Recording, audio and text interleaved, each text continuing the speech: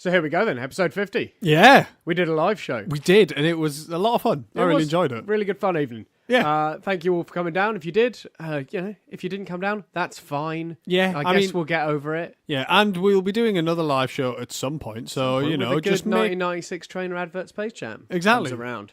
And then you just need to make sure you come down to that. So here we are. We've done 10 years of the Tooniverse. Yep. 1937 to 1947. And what a 10 years it's been. And yeah, a lot's happened, and a lot of it is about to be turned on its head to some extent because of the good 1998 movie Roger Rabbit.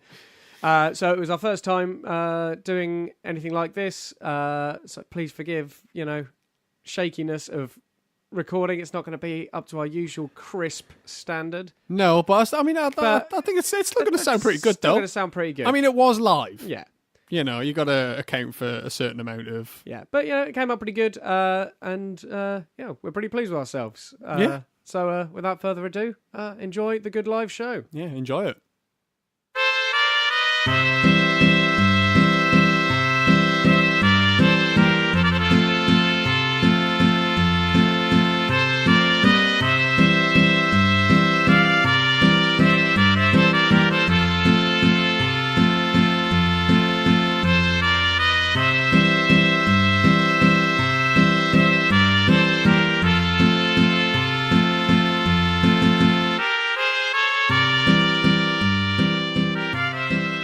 Good evening, ladies and gentlemen, and welcome to the Pavilion in Reading. Tonight, for your viewing pleasure, KGUFM and the Space Jam Continuum present Who Framed Roger Rabbit? If you need to know where the loos are, the gentlemen are up to the top right as I'm looking, and the ladies are up to the top left. If you need to exit the building, in case of a fire, down the stairs you came into, but there's also a fire escape to the right of the middle aisle and to the left. The stairs up the top there, they don't go anywhere, ignore those. And behind the curtain is some sort of void, maybe a portal to the tomb world, who knows? Who knows? So, without further ado, then I'm going to hand you over to your host for the evening. Please give a round of applause, Chris McKellen and Cal Noble.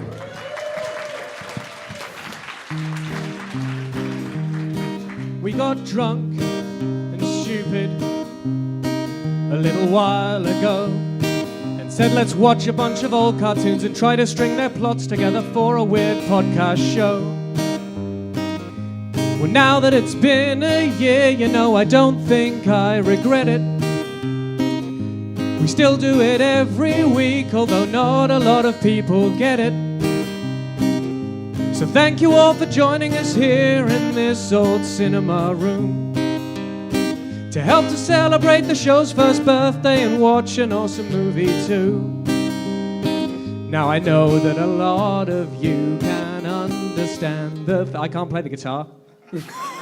Now I know that a lot of you can understand the things we do. So let me give you a word of advice. Don't get your hopes up for understanding anytime soon. It's not that kind of operation. We just muddle along just like me and this song that I'm pulling out of my arse and I'm running out of ideas for. Publicly.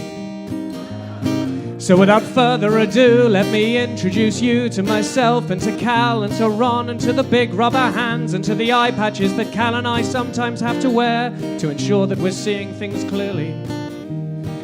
I assure you that none of you in this room have watched enough cartoons in the last year to necessitate wearing an eye patch for the film this evening. That's our cross to bear. So hello, and welcome to the first ever live Space Jam Continuum, the show where we try to make a cohesive cinematic universe out of something that was never meant to be one. I'm Chris McLennan. And I'm Cal Noble. And we'd just like to say thank you guys for coming and watching this fantastic film with us. We're going to give you a brief rundown of the Tooniverse, which is what we call their world. And, it'll give you a frame of reference so that you can watch this film through kind of the same sort of eyes that we're watching. Because we're not delusional. We know our listenership is not high. It's not. It's not high. I know a lot of people in this room, even who are in this show today, have not listened to the podcast. Yeah, I know. People could be trying harder. So we're going to cover a few things that we've discovered over the last year. We've been doing this for a year. What we're aiming to do is, because Warner Brothers, the DC universe, isn't doing too well for them, it's a bit shit. So we're trying to make a cinematic universe for them because we know that that's what the kids like. But the other thing that kids like is reboots of old stuff. Yeah, they do. So Love it. we started watching the Looney Tunes cartoons from the first time Porky and Daffy Duck met in 1937. And we're going all the way through to the good 1996 movie Space Jam, which, so far as I can remember, is basically an advert for trainers. Yeah, but it's a really good advert. It's a really good, long advert for trainers, really well produced. And, it's got Michael Jordan in it. Anyone caught lumping the Air Jordan in with the rest of the Nike Air range will feel my wrath. So we've done about 10 years of it. We've gone 1937 to 1947, which is when Who Framed Roger Rabbit is set. And we'd just like to take you through a couple of things that we've learned in the last year of doing this stupid thing that no one asked us to do. Gary mentioned the portal. So everybody probably remembers the rings that when the Looney Tunes bit comes up or Merry Melodies comes up, kind of like this. That's not just like a little stop card before the show starts. That's actually a portal into their world. Okay, right. Which is why every time a cartoon ends and it closes off, that's just the portal closing. It's just the portal closing. Now, creatures can pass through the portal with varying effects. Some Toons escaped just before the advent of Hitler's power. Yeah, that did not work out well. Toons in the human world, not good. No, it's not good. No. But it also, if there's like a period cartoon, like someone could cross over to our world, wait for there to be a cartoon set in, say, 1894, then jump back in and travel through time. So, yeah, time travel's possible. That's something very important. Just we figured this out. Yeah, it's amazing. It's astounding that no one has taken the time to do this thorough research before. I know, it's weird. But what is interesting is when you look through the portal, you see all of these animals, and they seem pretty sentient. Yeah, they can chat. You may be asking yourself, so why is that rabbit sentient and that rabbit's not? Why is that pig eating a ham sandwich, of all things, and this pig is just living on a farm? We discovered something we like to call the moment. So is anyone who's familiar with the X-Men franchise? Everyone seen X-Men? No one, not a soul. That's horse shit. Somebody's definitely... Come on. There's some people at the back have definitely seen We're X-Men. going to have a lot of difficulty if that's the first touch point and nobody's got it. I reckon we can break it down for them. Nathan's seen it. Well done, Nathan. Within the X-Men franchise, the mutants have dormant powers that aren't awaked or aren't awoken until they go through a moment of stress. Yeah, it's normally in their sort of teenage years their powers will manifest, and a similar thing happens in the Toon world. Like, if a bunny's about to get its head smashed in, it might suddenly develop the wherewithal and the gumption to fight back or get out of there. Do any number of Toon things, turn its ears into a helicopter, that sort of thing. They don't know what they're going to be able to do. Just manifest, and they can do it, and they get away. So that's the difference between just a pig and Porky Pig. Porky Pig, clearly got stressed out at some point. And actually, no, that's not true. Yeah, he was. If you've got two sentient Toons and they have a kid, that kid is born sentient. Yeah, he does not need to go through a moment of stress. I mean, he will because he's got two Toons as a parent, but he doesn't have to. Now, these sentient animals, they sort of took over in the 30s. They're the sort of dominant species, as it were, even though they're a big mess of stuff, under a laissez-faire monkey government, pretty socialist affair. But they had an issue with the humans of the Toon world. They're not humans from our side of the portal, they're cartoon humans, and there was a massive demarcation. So all the Toons lived in the city, and all the non-sentient Toons and the humans lived outside of the city. Yeah, it was all very sort of like Wild West. Yeah, anywhere humans live, very frontier townish for the last, from 1937 till quite recently Yeah, I think the first time we saw a human kind of crossing into the city and mixing with the sentient animals, it was a baseball game and there was a giant. Yeah, you're not going to argue with a giant, they just let him in. Yeah, so, you're just no, you're fine. So the giant humans, like our good compare Gary, they really laid the groundwork for Toons and humans to come together. If you're a non-sentient animal and you want to enter the city, you have to take a thing called the trouser test, which is just to prove you're sentient and you're not going to be a problem, and then you're issued with 2 items of formal clothing, which you pretty much wear for the rest of time. Yeah, that can be gloves, bow tie. Yeah, you don't have to wear pants, though. Yeah, so Porky Pig went for the bold, just a jacket and a bow tie. Yeah. He's probably the most naked you can be. He's a trendsetter. I don't think there's much more naked you can be than just a jacket and a bow tie.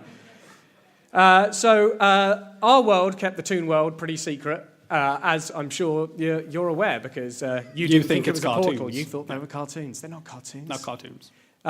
This is at the behest of an agency which is made of people from the Toon World and our world, just to keep everything at a level, because crossover was really screwing things up. Yeah, so we kind of imagine it's like a big round table, and it goes like Toon, Doctor Strangelove. human, Toon, human, Toon, human, and they sort it all out, keep it all secret. All out.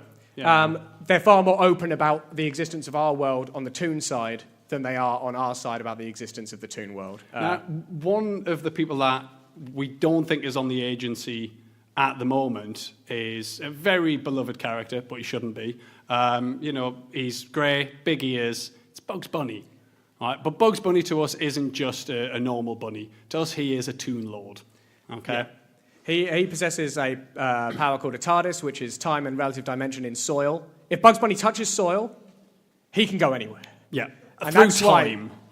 He's got some agenda, and he's done some dark things in the last 10 years of cartoons that we've watched. Like, he's got the second most confirmed kills, I think, of any Toon. On-screen kills, by the way. After Tweety Bird. Yeah. Yeah, Tweety is definitely rocking the highest number. Yeah, any dynamic you remember from these cartoons when you were a kid, you've got it so backwards. Yeah. Like, Daffy's the good guy out of Porky and Daffy. Sylvester's the good guy in Sylvester and Tweety. Bugs Bunny is just Elmer Fudd's the good guy. Yeah. Who'd have thunk it? Who'd have thunk it? So Bugs Bunny, he's got an agenda. Because he, with his time-traveling powers, is the only one who knows that in the year 1996, aliens are going to come from outer space and challenge the Earth to a game of basketball, having possessed some of the greatest basketball players in the world and just absorbed their basketball powers. That's Space Jam, by the way. Sorry, Gary. Gary hasn't seen Space Jam, so that's he's never seen it. Never seen Space Jam. That's one of our favourite things about doing this Gibbs has never podcast. seen Space Jam. You just wait. It's going to be amazing. Give it about a year and a half. The 2 people that we know personally who are the most up-to-date with the podcast, neither of them have seen Space Jam. So they're going to go into that in about a year and a half, assuming everything we've said is having absolutely listened to us correct, for 2.5 years. which is brilliant to me. It keeps me going. It's a good reason to do it. Bugs Bunny knows that's going to happen, and he's just trying to get everything into place, but he's a very the ends justify the means kind of a guy. Like, he did some bad things in the war. He handed out a lot of chalk ices with grenades in them to some Japanese soldiers. It was, just hurling abuse at them. It was really quite horrible. Yeah, it was pretty There's some grotesque. horrible stuff in cartoons from the 30s and 40s. I don't know if that... I don't know if anyone really realised that, when you're a kid It's growing up vile. watching it. It's horrible. But what that does lead us to, the old chalk ices and grenades, is the war. The war, Second World War, by the way, just in case anybody's asking. It was such a big part in our world, and it made a very big impact in the Toon world as well. The reason it made a big impact in the Toon world, it started as them just supporting our world. They just tell us to buy war bonds and things because they know they can communicate with our world. They were just acting as sort of an advert. But then they're opened another theatre of war. So obviously here we've got the Pacific theatre, we've got the European theatre, the African theatre, but in there was a Tooniversal theatre as well. Because as we discovered yesterday, Austro-Hungarian actor Peter Lorre invented, or at least got close to emulating portal technology. And when Adolf Hitler came into power, he fled Germany. Some of Hitler's goons turned up to try and annex this technology, and he fled through the portal, leaving the scientist remnant of himself in the Tooniverse, mad, and just trying to get deranged. home. But he came out where he intended, America, and he starred in The Maltese Falcon and Casablanca and stuff like that. So he did very well for himself. One half of Peter Lorre did really well for himself. The other half is Not trapped so looking well pretty for tragic himself. in the Tooniverse. Yeah. I think that brings us pretty So much up to those, date. we basically made a list of 6 things that we've come across in the last year of doing this that we think Who Framed Roger Rabbit might have some relevance to, because it's set in 1947, so it's just post-war. Yeah. We definitely know there are some toons just living in our world. So those are the things that may come up. What we'd like you to do today, I mean, obviously enjoy the film, but It's gonna be good. please watch it with some of those things in mind. And if you have any questions or queries or theories about what's going on, please, afterwards, we're going to do a live episode of the podcast and try and weave Who Framed Roger Rabbit into our Tooniverse so far. So if you've got any questions, any theories, any queries, keep them in mind, and we'll have some microphones down here for the second half of the show where you can come and ask us, and we'll have a chat about it, and we'll try and get this thing done. For science. It's very important. We need science you is to vital. help. But yeah, without further ado, we present to you the good 1988 film Who Framed Roger Rabbit. Enjoy.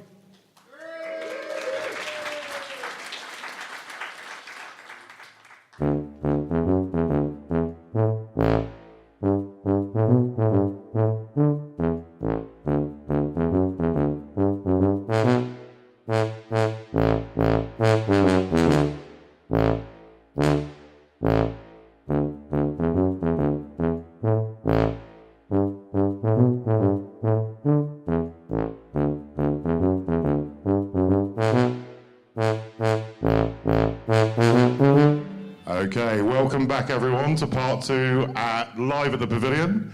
We're moving into the podcast area now, and one of the mics here I'm speaking on is one of the question mics for you guys to come up and ask your questions. The other one is just over there. So, would anybody like to ask a question? Well, first up, can I just say, you don't have to crane your necks anymore. Why are you all sitting over there? you could all come come on. a bit nearer. Come on, I You want to have a can little come chat with closer. you. I mean, not too close. We're but not you can going to come a pick on bit you. We're not closer. comedians. No. Oh, No, we established that in the first 15 minutes. yeah, we did. All musicians. I'm All definitely musicians. not a I established musician. that in the first minute. You established that 10 years ago, Chris. Well, yeah, but I did okay off it. Cutting words. There we go. Right, See, so, we got a bit more. Basically, we scribbled some things down. If at any point during the next bit you want to come and ask a question, just come up to one of these microphones and we'll get to you. It doesn't have to be, on the theme we're currently chatting about. Like, we'll get to you if you've got any queries about the Tooniverse as we've worked it out, or about specifically things that you saw in the film. Go for it. I'd just like to issue an apology at this point to Nathan, who has been acting as the world's greatest runner this afternoon. Because we sent him out to get some eye patches, because we've got to preserve our toon vision like they used to do at the sea. Like, you've got to cover one eye, and then if your vision's getting tired, you just move it to the other eye. And he couldn't find any in town, so he made us some out of elbow patches you sew onto a jacket, and he sat in the pub making them, and then we forgot to put them on. So I'm really sorry, Nathan. Thanks for the effort, though. He was literally sat top-notch. in the pub across the road with a needle and thread, sewing a leather patch to a piece of elastic for both of us, and we just spat it back in his face. Didn't even So pick it off the table. I'm really sorry, Nathan. But yeah, Who Framed Roger Rabbit then? Yeah, that was very entertaining. It's been a long time since I've seen it, and when I was a kid, it used to scare the shit out of me. It's still a bit horrible. Yeah. Yeah. It's that doom block at the end. Oh, God, he's horrid. But, it's changed a lot in our Tooniverse. Yeah, definitely. I mean, like, the fact that you've got Disney characters mixed in with Warner Brother characters, like, and is And presumably Toon World... maroon characters? Yeah. Yeah, so we've got at least one, possibly two new Tooniverses. I'm not watching all of them. No, That's I'm not not happening. getting that involved. So we've got a Disneyverse, we've got a Marooniverse. Yeah. I was wondering, when do we think maybe that toons started living in our world? Because we've not seen it up until now, and we've got to 1947 in cartoon form, and they're still pretending they're all pen and ink. Yeah, I mean, it's... Because when we first came across the concept of the portal, it was in a theatre where a toon actually interacted with somebody in the theatre. They shot somebody. Yeah. It was in 1938. It's the first interdimensional murder. Someone shot someone in a New York theatre. Yeah, and from there, we kind of just assumed that theatre was the only place that the portal existed. And as we watched the cartoons, we saw that the portal seemed to push further and further out into the theatre. So... Weird tendrils. Interdimensional tendrils. Yeah. Like so, Yggdrasil. So I'm guessing that possibly the Looney Tunes and Merry Melodies portal was the first, but not the only one. Yeah, but the thing is, like, I mean, we've just watched the Good documentary about what life was like in 1947. Yeah. And entirely factual. They're living there in Toontown. Yeah. It's not a portal. No, but the thing is, I don't think that Toontown is through the portal. I think what's happened is they've brought over their building materials, and because there's a lot of Toon actors, they're now giving them a place in the Hollywood area. Do you think that's some sort of scheme, some sort of government scheme? Yeah, well, I mean, it's just a lot easier to get to work if you live next to the studio, isn't it? So they started bringing a load of Toon stuff through. Yeah, because it's Toon stuff that's been weird in this film, I think, for me. Yeah. Like, Toon characters, we've had them jumping backwards and forwards. Yeah. Like, that's fine. We've had people jumping into the Tooniverse. Yeah. But Toon stuff in our world, like, there's a lot of, with the physics and the way things interact that has sort of cemented certain ideas for me. Because the only Toon physics we understood before was there is a triangle for gravity, kind of like with fire, where you need fuel and heat and like, so you've got this little triangle. So the gravity triangle in the Tooniverse is gravity, like the mass. Yeah. Then knowledge that you are not standing on anything, and otherwise propulsion, and you need two of those three things to fly towards the ground. So as long as you ignore the fact that you're flying towards the ground, you're fine. You just stand in midair. Yeah. And that's the only Toon physics we have. Like we witnessed a plane falling to the ground, and then it ran out of fuel and stopped. And it didn't hit the ground. It stopped just before it hit the ground. Because the plane didn't know. The plane hasn't got any knowledge. Yeah, the plane wasn't sentient. It just ran out of fuel, and that was it. So that's the only thing we've had up till now. But now we've got, like, because you notice, like, the weasels are holding like human weapon, like our world weapons. Yeah. And when they want to harm a Toon, people are picking up Toon things. So they can interact, but you can only be harmed by the stuff from your It did seem universe? that way. It definitely did seem that way, but, I mean, I don't know, Roger was definitely getting handcuffed, so that is definitely able to lock him in place. Yeah, but it can't harm him. Nathan, our resident marine biologist and eye patch manufacturer, you have a question. I'd like to start off by saying I'm very much not a marine biologist. You are, though. What? You're the closest thing we have. Got a degree in what, sorry? Marine biology. Yeah, okay. He's not a marine biologist, though, you know. Yeah. So Lies.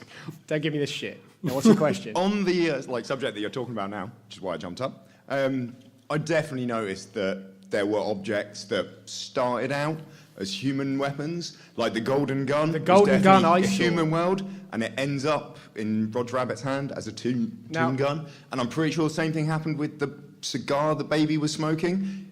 He drops it, and it just becomes a human cigar. No, he definitely had a human cigar. At the point where he dropped it, he definitely had a human cigar. But earlier on, he definitely had a Toon cigar. So he enjoys both. So there's some sort of weird shifting system going on. And also the cartoon gun, I'm sure, at some point becomes like a plastic gun in its hand. It's definitely a cartoon. Yeah, it's cartoon to start with, but I'm sure there's a scene in it. You're like, oh, that just looks like a plastic version. Do you have of the to do a certain gun. thing to maintain tooniness? I know. It's... Oh, yeah, no, because I definitely noticed the golden gun. That's the one that got me, and I'm wondering, like, because Acme plays a big role in this film, and we haven't actually seen a lot of Acme, which is like a token thing of the Looney Tunes franchise, and we haven't seen a lot of Acme in the cartoons up until this point. And Acme is clearly a company from our side. Yeah, it was started by a human that has started making Toon stuff for Toons. So I'm wondering if maybe there's a method of switching things one way or the other that Acme wields. Yeah, like kind of to stabilize them in our universe, maybe. Like yeah, it's strange. I mean, but the golden gun, because that was Maroon's gun, yeah. And so maybe Roger can change stuff. I don't know. What? Like that's one of his. It could be one of his Toon powers. It is very possible because we've only seen people cross over into the like Looney Tunes Tooniverse. So maybe things from the Marooniverse or the Disneyverse act in different ways compared to our universe. Yeah. Hello, you have a question? Hello. Yeah, my question is tangential to that in that it. Oh, that is tangential. Yeah. Wow. I didn't know I could do that. It's related to Baby Herman. Right. So, Baby Herman, do you think that he is an adult Toon who chooses to live as a baby, like a sexy baby a la your sub-dog scenario listed earlier on? Or do you think he's the product of two races of baby of adult cartoons? Oh, God. Because, you know, he couldn't have started off as a baby and then become a cartoon baby, because you have to reach your, like, point of stress, I think, a little later on. Or could he have just, that happened and now he has to maintain baby form? Yeah. So he didn't necessarily change at a point of stress. As you say, he could be a product of two already sentient toons. I wondered if there was sort of your growth or progression is stunted if you cross over into our universe. You can no longer grow up as a toon, but you still gain, like... You still get as cynical and jaded as if you were 40. We definitely talked about this with the character Sniffles, though. Yeah, Sniffles we wondered about. Sniffles is an alcoholic mouse. He's European. He's just made his way to the States in 1947. We think he was replaced when the original Sniffles left the Tooniverse to go and star in Five All Goes West. Yeah. He looks exactly the same. Because they look exactly the same. He's exactly the same. But yeah, we had some trouble with Sniffles. But well, yeah, but if we're working on the principle that we came up with, that mice are actually just baby elephants. Oh yeah, that's which is why all elephants are scared of mice, because they're just scared of commitment. Like, they're terrified. So they just freak out, oh God, it's a baby, and they just trip out. They just get away from me. I don't want to be responsible for that. So if a mouse going from the kind of Looney Tune Tooniverse comes into our world and then steps into the Disney world to become Fievel, at that point his growth is stopped. Was Five Goes West a Disney guy? I think so. I don't. Does does anyone know that question? Five Which Goes West. universe does Five Goes West take place in? It's not Disney. Well, now we've got another one. Now we've got Disneyverse, Marooniverse, Tooniverse, and whatever that is. The Fievelverse. This is harrowing. Yeah. We thought we had like a year and a half of this left to go. But what that does is that shows that actually coming out of the universe that you're from does stop growth. So it is possible that that baby just came into our world and, was abandoned. Grew up. Yeah. Well, I mean, like you say abandoned, I'd probably abandon it. It was horrible. Well, I had a theory about the... Okay. Let me just digest that for a second. I say horrible things, by the way. So I had a theory about that there maybe isn't a Marooniverse. It's just he takes all the sort of escape tunes, because like his seem more batshit than even the Looney Tunes lot. Like they're maniacs in their own way, but they're not all just constantly jumping around like being crazy, except for Daffy. Yeah. Like, so I wondered if he rounded up all the escaped tunes who've gone a bit crazy, or at least seem crazy in our universe, put them to good work at Maroon Studios, and that's when they started making films that weren't like just an archival view through the portal, but were actually, well, we'll make some toon sets, we'll get them to actually do the stunts themselves, because like as soon as it's a toon set, it's not like it was before. Like when the baby Herman's climbing over those knives, we know full well those two knives can really hurt baby Herman. He's a professional stuntman, stunt baby, stunt thing, baby stunt time. What I did find interesting when Eddie went into Toontown, though, was he started kind of acting. Well, not acting like a toon, but things started to affect him like a toon. So when he was in the lift and the lift went up, he ended up squashed on the floor. So even though Toontown isn't through the portal and it's just been constructed within our world, some of the laws apply. So it's almost that like the laws are already in the brickwork. They start to permeate into our world. Because when he was hanging off the bar and my boy Tweety comes out, and I starts pulling his fingers off the bar, and I was just watching it going, that bird can't fucking help himself. Like, Jesus Christ. And but then I realised, like, if these toon physics apply and he's human, when he hits the toon ground, does it matter? Well, I mean, I guess because if not. the toon knives aren't scary to a human, that's why the weasels all have to carry, real weapons, real world guns. Yeah. Like, did Tweety just know it was probably fine? I don't think Tweety cared, to be honest. He just goes, oh, someone to kill. I'm going to kill them. I hasten to agree with you, but like, I just wonder, like, does that count? I mean, Because he seems scared, but is that just a well, yeah. I mean, instinctive reaction? he doesn't often go into Toontown, so I mean, you know, Not since the incident. No, but if you're falling, it doesn't really matter where you're falling. You're going to react to it that way. You're going to probably freak out. Absolutely. When do we think his brother died? Because that has to... Because he said he died in Toontown. Yeah. How long has Eddie been in this funk? We know it's not after 1938, because we saw a picture of his brother in 1938. Yeah. 5 years. So 5 years. I was listening for it. I was like, I know I've missed it at this point. So Toontown has existed in some form. Yeah. Since 42. Yeah, so it's very possible that it was pushed out, but maybe just kept a bit more secret or covered up how pervasive it was. Like the Eden Project. Yeah, but I mean, it's quite easy if you've just got like a load of tunes kicking about. You just put a big dome on top of them. Did it in The Simpsons. I love you say this. It's quite easy. They did it in The Listen Simpsons. up. You just put a dome on it. Just put a dome on top of them. It's easy. Gary, do you have a question? Actually, this question's from Kieran in the audience, but I'd like me to ask it for him. I thought for a moment, I thought you had people texting in. Well, yeah, this question's I coming was like, from yeah, Kieran. we've made it. It's a very clever question, actually. He asks, if toons are so powerful and are able to morph their body parts like Judge Doom, having only one weakness, the dip, why are toons so laid back and cheerful, and why don't they just enslave humanity? Would you care to answer that? Right, that's a big one. Well, I did think about this to an extent, though. Doom wants to nerf Toontown, get rid of it. Yeah, he just because wants at to that wipe it point out. he'd be the only Toon, and at that point there's not really anything can stop him. He controls the dip. He cooked it up. It's his own recipe by all accounts. So he'd be the only Toon, and he would be all powerful. But his plan to enslave humanity involves motels, like at service stations and stuff like that. I think he did win. He's less wacky than one would like from a Toon overlord, I think. Yeah. Like he gets it all done with his big anvil hand, and then he just goes, right, let's get to capitalism. I think they get back to like the main part of the question. Like the reason the toons don't try to enslave humanity. I mean, Roger says it. He just wants to make people laugh. Like the toons aren't out there to cause. I mean, apart from Tweety, any sort of like real malicious. Well, or Porky.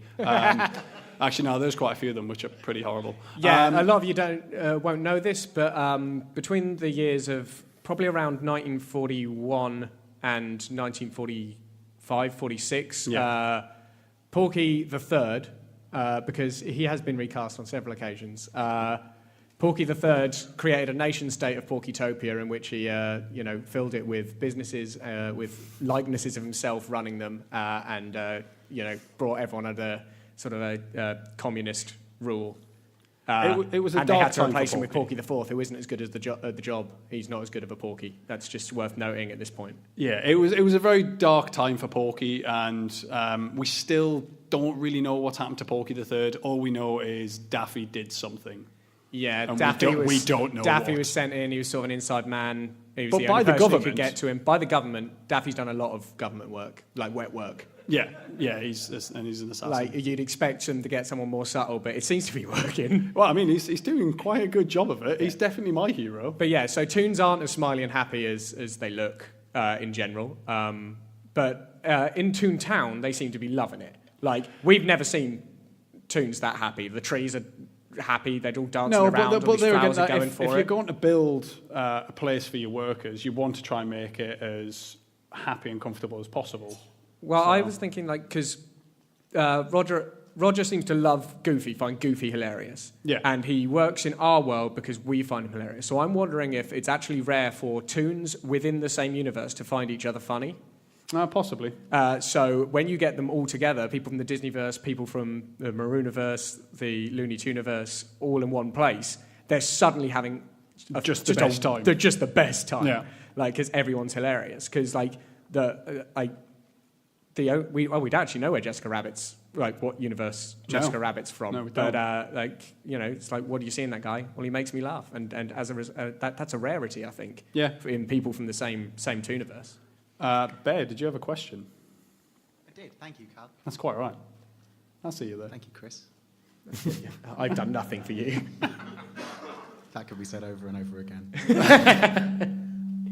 Not sure where's the best place to be around the mic. Close. Okay, thank you, Aled. Get on it. I thought this raised some very interesting questions about toon autonomy. So there's several points throughout the film where toons are compelled to act in a certain way based on stimulus around them. So Roger can't escape until something is hilarious as a reason to do it.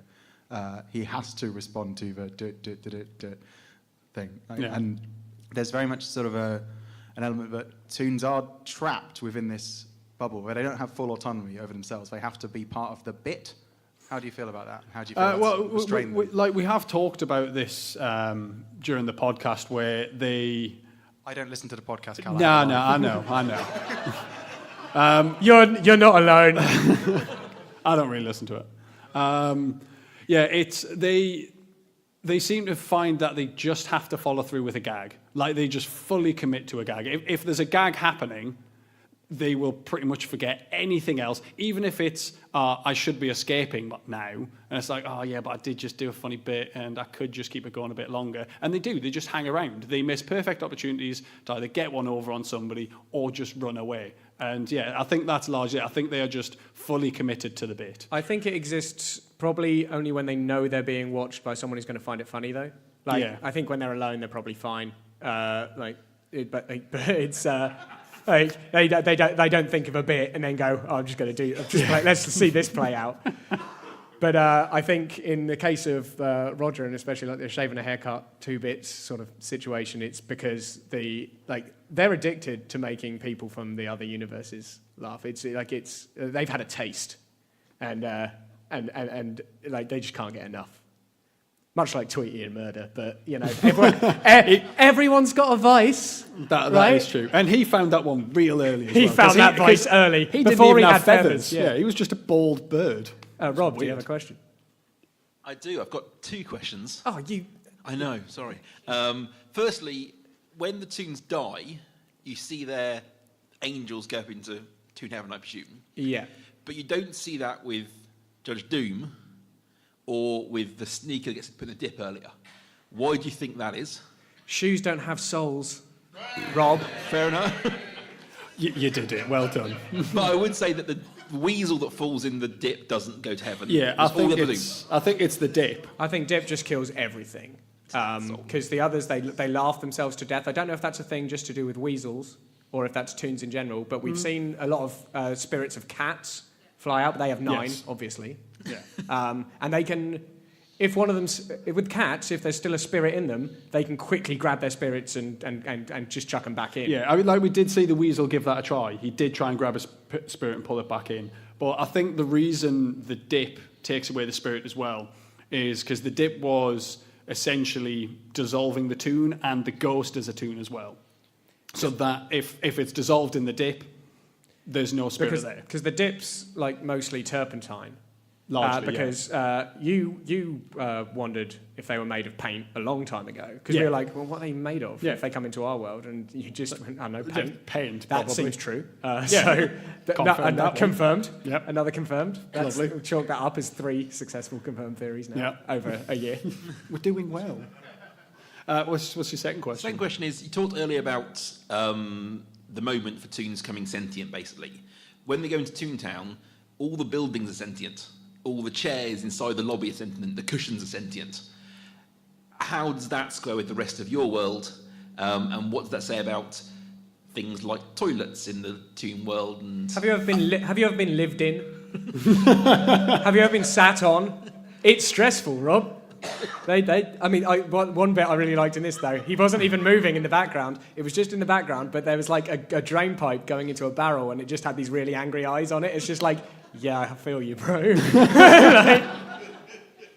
It's like, I don't think they have a choice in the matter. Yeah, I imagine being pulled through the portal's probably quite a stressful situation as well, especially for something which is just a brick.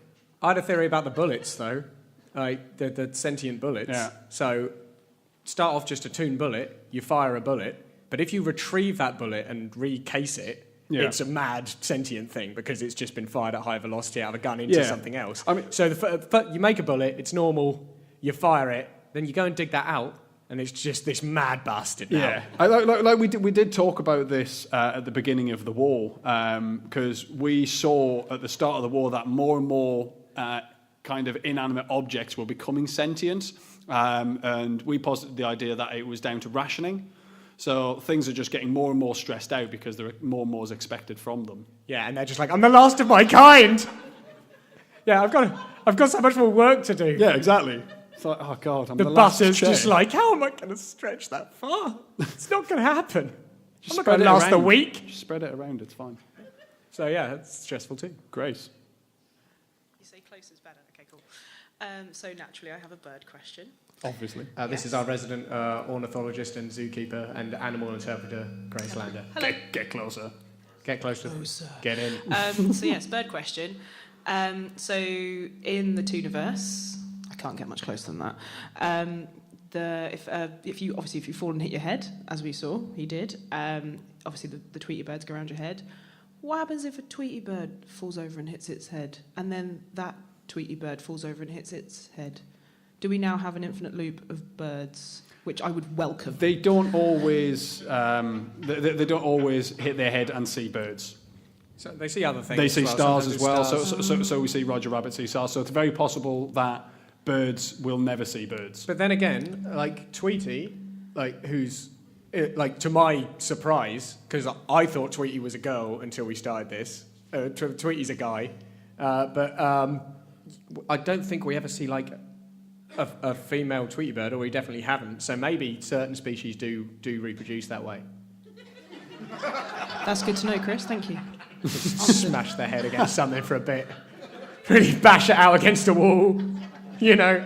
Their sex life must be really interesting. It's different. Yeah, But who are you to judge? I'm not judging. I'm just watching. That's That's It is the dirty patty cake. It is the dirty I'm going to have to patty start cake. wearing the eye patch a bit more often, I think. Okay. Yeah, we knew you should have worn those eye patches. Oh, I think we've got another question. Wolfie. So we're talking about reproduction and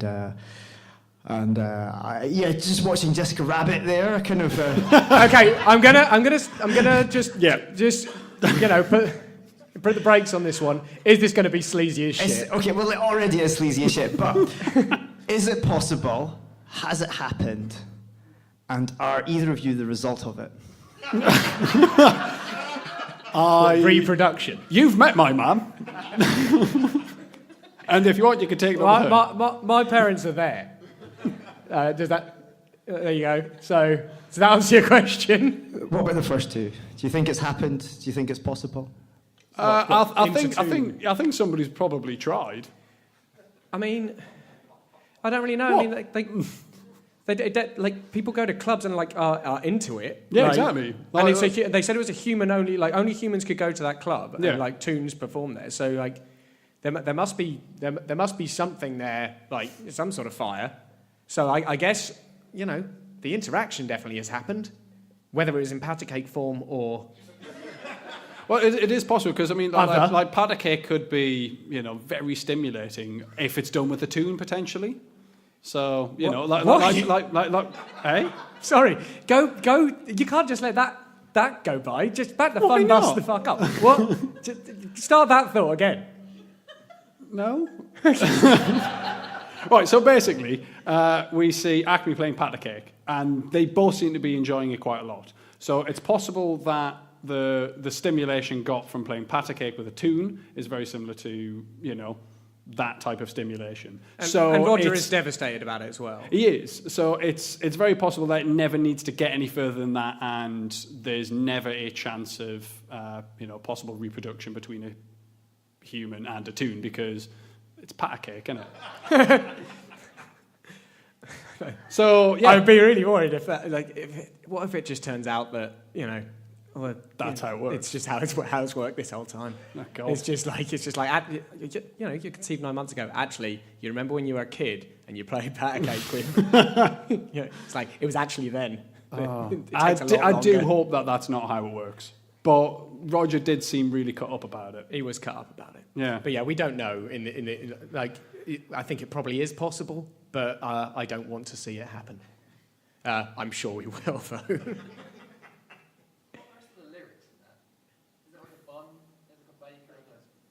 I don't know. Yeah, they didn't seem to progress. They seem to only know the first bit. Maybe that's like the foreplay, and then when you get to the bit about the baker and all that lark, it's like maybe at that point they're really getting going. You put a bun in the oven. You see, there you go. Ah, right. See. Do you know the whole thing? Can you come and give us something, please? That's not going to help. We've got to record this. You got to get up there. It might be vital to our research. And it sounds like it's going to be. It's for science. Pat a cake, baker's man, bake me a cake as fast as you can. Pat it and prick it as fast as... No, here we go. Oh, that already sounds saucy enough. There we go, it's bad, isn't it? Pat a cake, baker's man, bake me a cake as fast as you can. Pat it and prick it and mark it with J. Put it in the oven for Joe and me. Oh, wow. Well done. Thank you very much. Well, I think that takes us a little closer to saying, pat a cake is definitely a sexual act. And which is why it's so stimulating. And we've all been so very, very wrong about everything for centuries. Jessica Rabbit, she suggests to Roger she's going to take him home and bake him a carrot cake as well. Yeah, she definitely does do that. Says she's going to take him home and bake him a carrot cake. Jesus Christ. That film's filthy. It's like, how can you show that to kids? There are children here. Well, I know, but it's... I'm not that worried about it. I don't really know where to go from there. So there's quite a lot of because previously the whole Toon thing had been passed off as animation, and now we know they can cross backwards and forwards. It can't entirely be that. They definitely get three-dimensional when they come out here. We've established they're pretty much made of paint. There's a lot of slang in the film and colloquialisms surrounding that. Like when she just says, "I'm just drawn this way," is like, is that a turn of phrase? No, I think they possibly just kind of play on it a bit. So it's like, I am just made up. Like, they're trying to own the fact that they've been brushed under the rug that whole time. Yeah. So I don't think they necessarily want people going through the portal, which is why they have Toontown there, so it keeps the humans out of that side of things. Because otherwise, they're just going to be going around playing pat a cake with everything. That's going to become a thing now, isn't it? We're going to just yes, that's in the vernacular. Great. Rabbit's a surname. Well, it is for him and her. Oh yeah. Well, I mean, they are married. Yeah, but I was wondering, because we've had a lot of problems in Tooniverse with similar animals not being able to sort of tell each other apart. Yeah, so a lot of Bugs Bunny episodes are called have hair puns in the title. Cecil Turtle is definitely a tortoise, even by his own admission. And I'm wondering if it's actually just through marriage. It's just like, no, my name's Cecil Turtle. Yes. It's like he may as well be Cecil Smith. Yeah. The tortoise. Yeah. It is highly possible. But, I mean, does that mean that... So it's Bugs' last name Bunny, then? Maybe I think so. Maybe he actually is a hare. And I know I'm not meant to skip forward to any Space Jam things, but I know there's a Lola Bunny, and I know she's the love interest, and I think they really need to take a look at that if it's a surname. Oh, God, You're just going to go, there are similarities. You do look quite similar. Maybe it's just the way they're drawn. Maybe it's just the way they're drawn. Who knows? Jessica takes Roger's surname. Microphone. You of all people should know this, Gary. You're part of the show. You know where it is. It's just on this subject, but Jessica is clearly not a rabbit. She takes Roger's surname. Yeah, that's what we're saying. So So it's definitely. right now in 1947, we've done 10 years of cartoons. It's getting a bit confusing. I'm worried by the time we get to the 90s, it's just going to be all over the shop. It's just going to be like. I think that's going to happen either way. Really. Well, I don't think we're helping. No, possibly not. Gracie. Just to comment on birds again, does that mean... You've got a thing, haven't you? Some would say. Does that mean that Daffy and Donald are related because they both share the same surname? Well, no, but... They're from different universes, though. Yeah, and just because you share the same confusing in the surname post. doesn't necessally mean that you are related. It's just... there's a lot of people with the think last about name it a Smith. bit harder before playing Pat-a-Cake. That's just what we're saying. It's like the app they have in Iceland, but to check that they're not, first cousins before they bang. That's not made up. That's a real thing. 100% legit. It's a real thing. So I reckon they probably got some of that going on. I don't know if they probably It don't is have gonna be a apps mess now by the because it's 90s, 1947. But by now, like if I don't know, we're going up to Space Jam, but I haven't seen any recent Looney Tunes. Do they have like mobile phones and stuff? I don't know. I stopped watching any Looney Tunes and just started watching the old ones, so I don't really know. I know, I was there, man. Yeah. I was there. Yeah, well, it's... sorry, hold on, let me just have a question. I've just written alcohol dehydrogenase. I've written something about alcohol as well. What is it with Roger Rabbit drinking and turning into some sort of steam whistle? That was a bit odd. Do they all do that? Do some tunes just... Are some of them able to just deal with alcohol and some of them aren't? Or is it a Roger thing? Because I have a friend who's he's from Burma, and a lot of people there don't produce alcohol dehydrogenase, so a tiny bit of alcohol just makes them they're just done. Do they turn into steam whistles? I'm worried if that's just a Roger thing. Like I don't know what the tune equivalent of alcohol dehydrogenase was, but that's why I wrote it. So I'm glad you brought it up. Yeah. Oh no, it was good. It was just something I was wondering because it affected them the same way every time. Yeah, it was predictable. Gary, are you waiting with an audience question? Yeah, I have another question from Kieran. It's a very good question again. Yes, I know you can see you looking around, but you're not going to find him. Well, no, I mean, I know who I'm looking at, but these are great questions. I'm loving it. Well, Kieran asks, due to the fact that Roger is married, do tunes have any form of organised religion at all? I mean, they come up as angels quite often. Yeah. So like possibly. I mean, we've been trying to work this out for a while because we tried to do a Christmas special at Christmas, obviously. Yeah. There's been very little reference to Christmas in the Tooniverse, and so it's been hard to tell if there's been little things, but they don't seem to conform en masse to any organised religion we know. Yeah, it's been really hard to try and go, right, this is, that religion, that's that religion, because they just don't seem to, they don't go to church on a Sunday. They don't seem to do anything else. Like the Christmas episode, well, there was only one slight mention of Santa Claus. We've seen the Easter Bunny, or at least somebody being the Easter Bunny. Yeah, so there's semblances of it, but they don't seem to go for it en masse. We don't have much more information. We wish we did, because right now, we're going to get to this Christmas and we're going to have one more reference to Christmas, and it will just be us talking for 45 minutes about no cartoons whatsoever. So I really hope they start telling us the answers to these questions, but I'm afraid I can't help you there. Yeah, well, I think on the angel thing, I think it's just they have an idea of what it should look like to conform to us.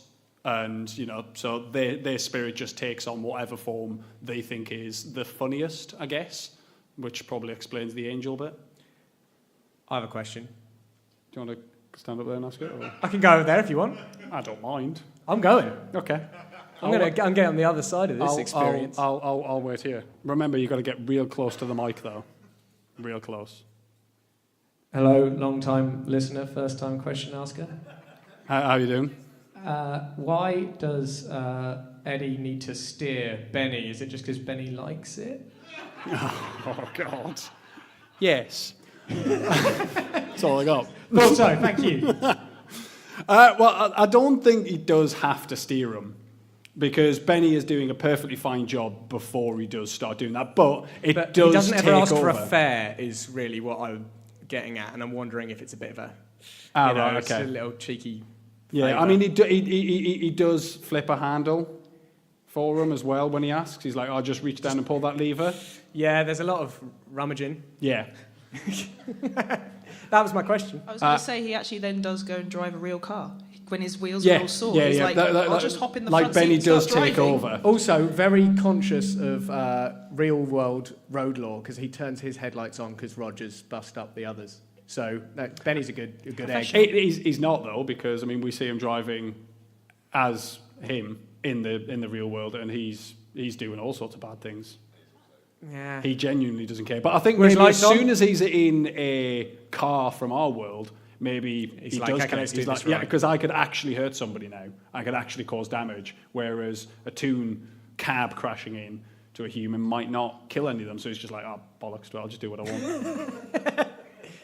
I haven't got much else, so we'll end on one more question, and then we'll wrap it up. I think so, yeah. Hey, long-time questioner, first-time listener. How's it going? The sexy, not sexy Jessica Rabbit replacement that lives in Toontown, what's her job? Do you think her job is just, like, lure people in, be pretending to be Jessica Rabbit? No, I think then she's a scare Jessica them? Rabbit cosplayer. That's what I was thinking, because she only looks like her in kind of silhouette and in, dim light. As soon as she actually turns around, you work out very quickly it's not her. So, yeah, I'm thinking But she was working on it. Like, she was clearly in the middle of... Like, maybe she would have sorted it out if she wasn't so rudely interrupted by Bob Hoskins. Yeah, no, that's a good point. Oh, well. What are you going to do? Gary. Gary? Just one quick one. What's all the paraphernalia on your desk there? Okay, so these are... That's a laptop. That's a laptop there. It's a cup.